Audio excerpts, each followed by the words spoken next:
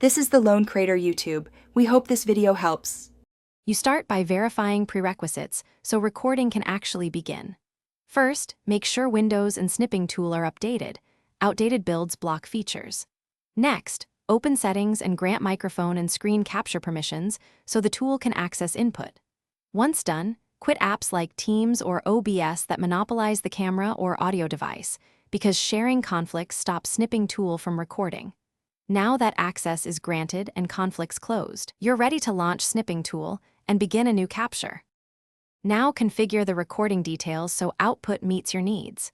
Select the capture mode, full screen for demos, window for apps, because mode determines what's recorded.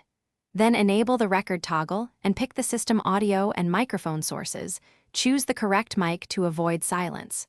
Also open Snipping Tool settings to set resolution and frame rate for smoother video.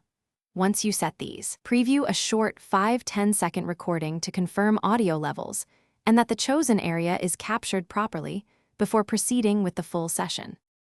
To finish, stop the recording, save the file to a known folder, and play it back to verify audio and video synchronized correctly.